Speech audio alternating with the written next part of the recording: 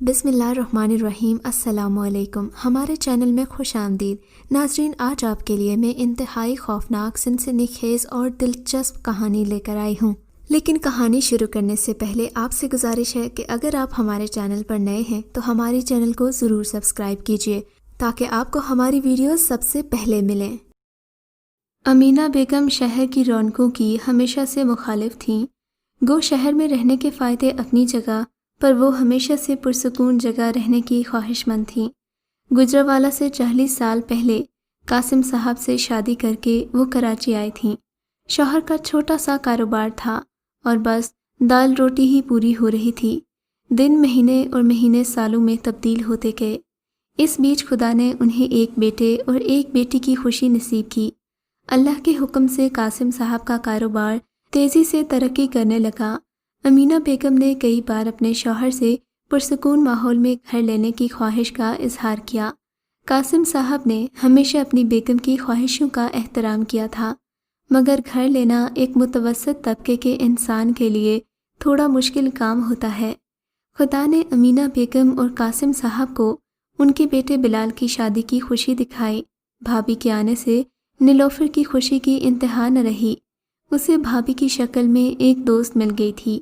ارے قاسم بھائی، وہ آپ نے مکان کا ذکر کیا تھا نا، تو جیسا آپ کو چاہیے ویسا مکان ہے میری نظر میں، دام بھی مناسب ہیں، اگر کہیں تو دکھا دوں گا۔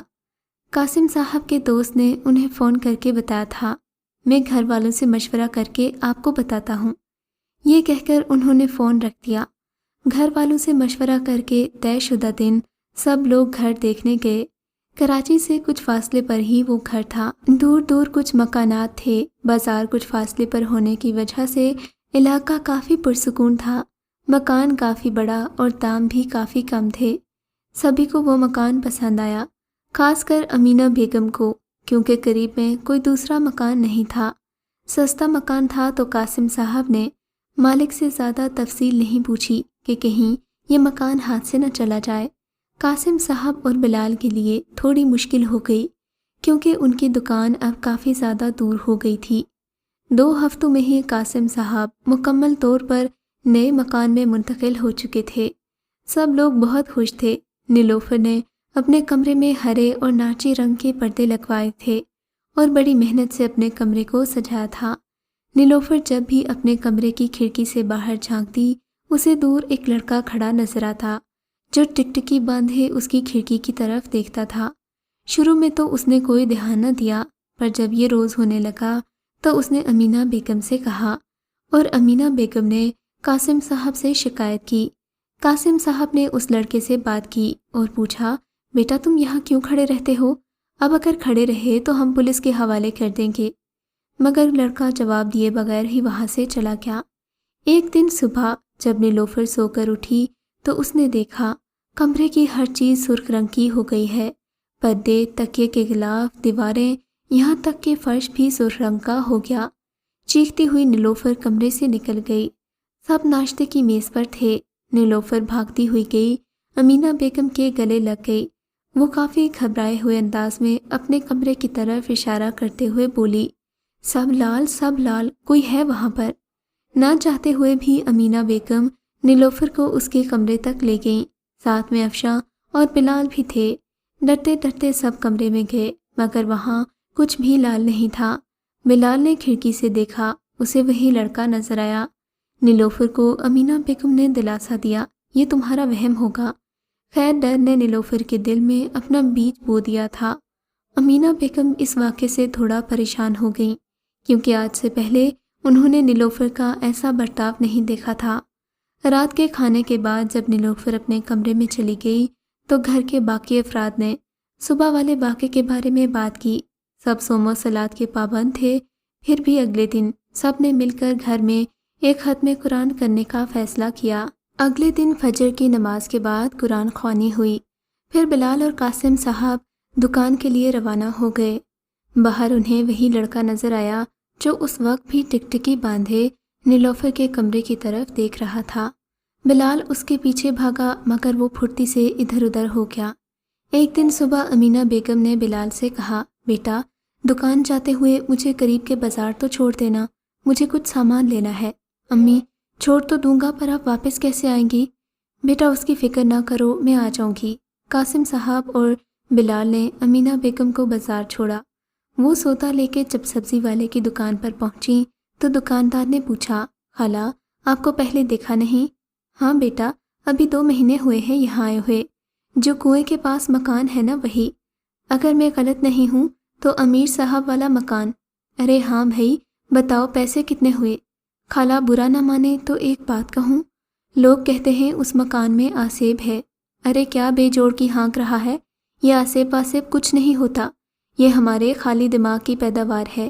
امینہ بیگم نے اسے پیسے دیے اور قریب رکشہ سٹینڈ پر پہنچی، مگر حیرت انگیز طور پر کوئی بھی ان کے گھر کی طرف جانے پر راضی نہ ہوا۔ بڑی مشکل سے ایک راضی ہوا، وہ بھی اس شرط پر کہ وہ گھر سے کچھ فاصلے پر انہیں اتار دے گا۔ خالہ نے طے شدہ کرایہ دیا اور سامان اٹھا کر گھر کی طرف چل دیں۔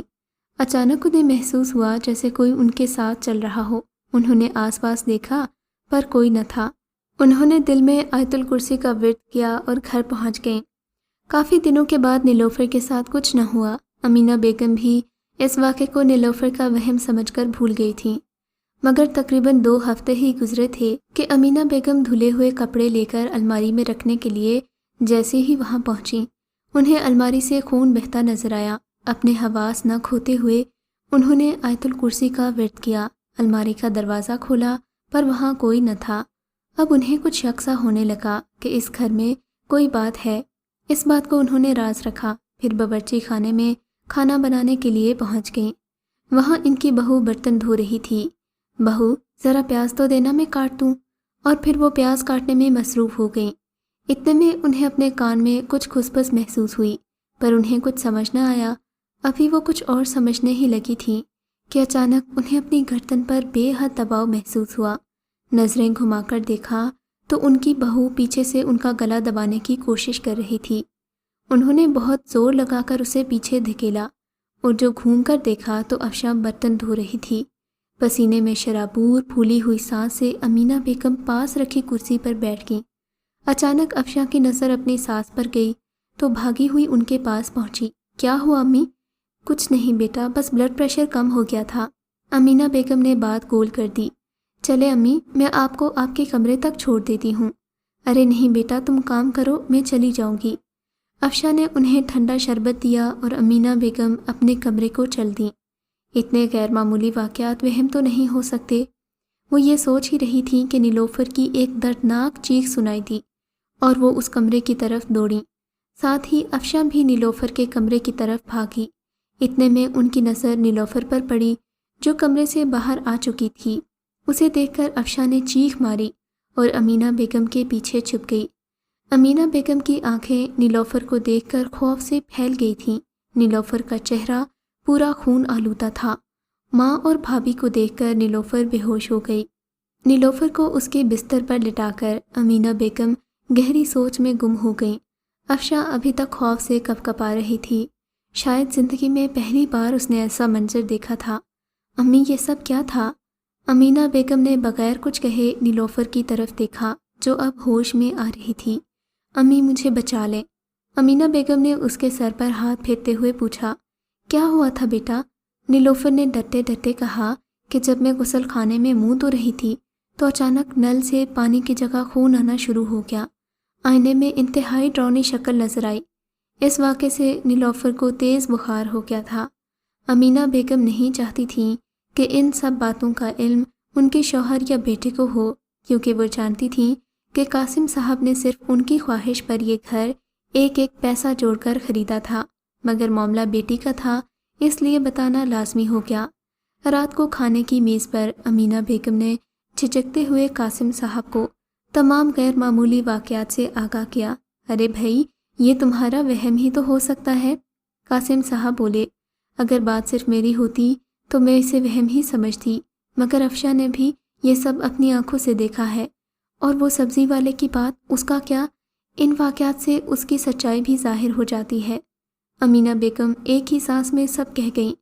قاسم صاحب اب بھی بے یقینی کسی کیفیت میں تھے۔ کھانا کھا کر سب اپنے اپنے کمروں میں سونے چلے گئے۔ امینہ بیگم نیلم کے کمرے میں ہی سو گئیں۔ صبح وہ اٹھیں تو ان کی نظر سوئی ہوئی نیلم پر پڑی۔ اس کے بال آڑے ترچھے کٹے ہوئے تھے۔ اسے سوتا چھوڑ کر امینہ بیگم اپنے کمرے کی طرف دوڑیں اور قاسم صاحب کو بلا لائیں۔ انہیں نیلوفر کے بال دکھائے۔ اب یہ تو وہم نہیں ہو سکتا نا؟ امینہ بیگم بولیں۔ یہ دیکھ کر قاسم صاحب بھی سوچ میں پڑ گئے۔ قاسم صاحب، اب پانی سر سے اوپر ہوتا جا رہا ہے، خدا کے لیے کچھ کیجیے۔ امینہ بیگم بولیں، مجھے تو یہ سب کچھ کیا دھرا اسی لڑکے کا لگتا ہے، وہی ہمارے گھر کی طرف گھورتا رہتا ہے، اسی نے کچھ کالا پیلا کیا ہے اس گھر پر، آ جائے تو اس کے ہاتھ توڑ دوں گا، بچے کا نہیں ہے میرے ہاتھوں۔ بلال غصے سے بولا، میرے ایک دوست ہیں، وہ ایک ایسے شخص کو جانتے ہیں جو ہماری مدد کر سکتا ہے۔ پھر بلال اور قاسم دونوں ہی گاڑی میں بیٹھے اور گھر سے نکل گئے، مگر گاڑی میں بیٹھے ہی تھے کہ بلال کو وہ لڑکا نظر آ گیا۔ بلال نے گاڑی اس کے پیچھے لگا دی، مگر پھر آنکھ مچولی کھیلتا ہوا وہ لڑکا پھر اوجھل ہو گیا۔ لڑکے کا پیچھا کرتے کرتے وہ لوگ بازار تک آ گئے تھے۔ بلال نے ایک دکان والے کو اس لڑکے کا حلیہ بتایا، پوچھا، کہیں وہ یہاں تو نہیں آیا؟ کیا بات کر رہے ہیں بھائی؟ جو حلیہ آپ نے اس لڑکے کا بتایا، اسے تو مرے ہوئے 1 سال ہو گیا ہے۔ کیا یہ کیسے ممکن ہے؟ ہم روز اسے اپنے گھر کے باہر دیکھتے ہیں۔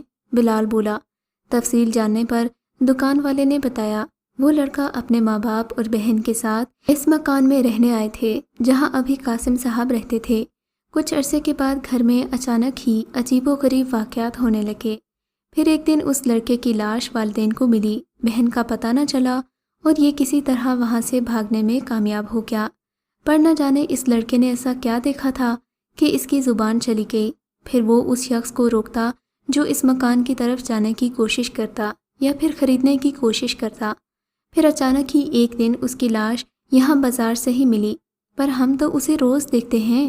قاسم صاحب زور دے کر بولے، تو حضرت اس کی روح آپ کو اشارہ دے رہی ہے کہ مکان جلدی خالی کر دیں، یہ مکان رہنے کے قابل نہیں ہے، جتنا جلدی ہو سکے یہاں سے نکل جائیں۔ مگر قاسم صاحب نے کچھ اور ہی سوچ رکھا تھا۔ سپہر کا وقت تھا جب قاسم صاحب اپنے دوست اور ایک بابا کو لے کر گھر پہنچے۔ بابا نے گھر میں داخل ہونے سے پہلے کچھ آیات کا ورد کیا اور دروازے پر پھونک مار کے اندر داخل ہوئے۔ اندر پہنچ کر انہوں نے چاروں طرف بغور دیکھا، آنکھیں بند کر کے ورد شروع کیا۔ اس دوران تمام افراد کو گھر سے باہر رہنے کی تلقین کی۔ بابا کا ورد جیسے جیسے تیز ہوتا گیا، یوں لگتا تھا کوئی انہیں بری طرح جھنجھوڑ رہا ہو، حتیٰ کہ بابا کے ناک اور کان سے خون آنا شروع ہو گیا۔ ایک وقت آیا کہ بابا ورد چھوڑ کر گھر سے باہر آ گئے۔ ان کی حالت دیکھ کر سب ان کی طرف لپکے۔ انہوں نے اشارہ کیا کہ وہ ٹھیک ہیں، یہ کوئی عام آصف نہیں، اسے یہاں سے نکالنا بہت مشکل ہے۔ بابا نے تنبیہ کی، پر کچھ تو راستہ ہوگا۔ امینہ بیگم فکر مندانہ لہجے میں بولیں، میں ایک مولوی صاحب کو جانتا ہوں، شاید وہ کچھ مدد کر سکیں، آپ ان کا پتہ نوٹ کر لیں۔ بابا نے مولوی صاحب کا پتہ دیا اور پھر سب لوگ گھر آ گئے۔ سب لوگ رات کو ایک ہی کمرے میں تھے، کسی کی ہمت نہیں ہو رہی تھی کہ اپنے کمرے میں جائے۔ وہ رات قاسم صاحب کے گھر والوں نے تقریباً جاگ کے گزار دی۔ اگلی صبح تڑکے ہی بابا کے بتائے ہوئے پتے پر وہ روانہ ہو گئے۔ مولوی صاحب کے حجرے میں پہنچ کر بلال نے سارا مہاجرہ ان کے گوش گزار کر دیا تھا۔ سب تفصیل جاننے کے بعد مولوی صاحب ان کے ساتھ ان کے گھر پہنچے۔ بلال نے دیکھا کہ آج وہ لڑکا پھر کھڑا ہے۔ مولوی صاحب نے کہا، گھر سے تمام افراد کو باہر نکال دیجیے۔ امینہ بیگم اور افشا تو باہر آ گئے، مگر جیسے ہی نیلوفر نے باہر آنے کی کوشش کی، لگا کہ کسی نے اس کا ہاتھ پکڑ لیا ہو۔ امینہ بیگم پریشان ہو گئیں۔ مولوی صاحب نے صبر رکھنے کا اشارہ کیا۔ جیسے ہی انہوں نے ورد شروع کیا، باہر کھڑے سب لوگوں نے ایک عجیب منظر دیکھا۔ ایک بہت ہی بھیانک صورت مخلوق نے نیلوفر کا ہاتھ پکڑا ہوا تھا اور اسے اپنی طرف کھینچ رہا تھا۔ مولوی صاحب کے ورد نے اسے روکا ہوا تھا۔ پھر اچانک ایسی آوازیں آنے لگیں جیسے بہت ساری چمگادڑیں چیخ رہی ہوں۔ مولوی صاحب کے ہاتھ میں قرآن پاک کا نسخہ تھا۔ مولوی صاحب کو کسی طرح وہ نسخہ اس بلا کے قریب لے کر جانا تھا۔ آہستہ آہستہ مولوی صاحب کا جسم کپ کپانے لگا۔ وہ اسی فراق میں تھے کہ قرآن پاک کا نسخہ اس بلا تک پہنچ جائے۔ پھر سب نے ایک عجیب منظر دیکھا۔ وہی لڑکا بھاگتا ہوا آیا، مولوی صاحب کے ہاتھ سے قرآن پاک کا نسخہ لے کر اس حصار میں داخل ہو گیا جو مولوی صاحب کو روکے ہوئے تھا۔ اس کا اندر جانا تھا کہ ایک جھٹکے سے نیلوفر باہر آ گئی۔ اور پھر جیسے گہرا سناٹا چھا گیا ہو۔ مولوی صاحب نے کچھ دعائیں پڑھنے کو دیں اور گھر کے اطراف میں کیلیں گاڑ دیں۔ قاسم بھائی، ویسے تو اب یہ گھر رہنے کے لیے محفوظ ہے، مگر میرا مشورہ ہے کہ جب بچوں کا ساتھ ہو تو اتنی ویران جگہ نہ رہیے۔ تو اتنی ویران جگہ پر رہنا کوئی دانش مندی نہیں ہے، مولوی صاحب بولے۔ قاسم صاحب نے وہ گھر اونے پونے بیچ کر تھوڑے گنجان آباد علاقے میں رہائش اختیار کر لی۔ بلال آج بھی سوچتا ہے جسے میں اپنے گھر کا دشمن سمجھتا تھا، اسی کی وجہ سے آج میری بہن زندہ ہے۔ اگر آپ کو یہ کہانی اچھی لگی ہے تو اس ویڈیو کو لائک کیجیے اور اس طرح کی مزید ویڈیوز دیکھنے کے لیے ہمارے چینل کو سبسکرائب کیجیے۔ اور ہاں، اگر آپ کی کسی دوست، رشتہ دار یا بہن کے ساتھ خدا نہ کرے ایسا کوئی واقعہ پیش آیا ہے تو ہمیں کامنٹ سیکشن میں اس کے بارے میں ضرور بتائیے۔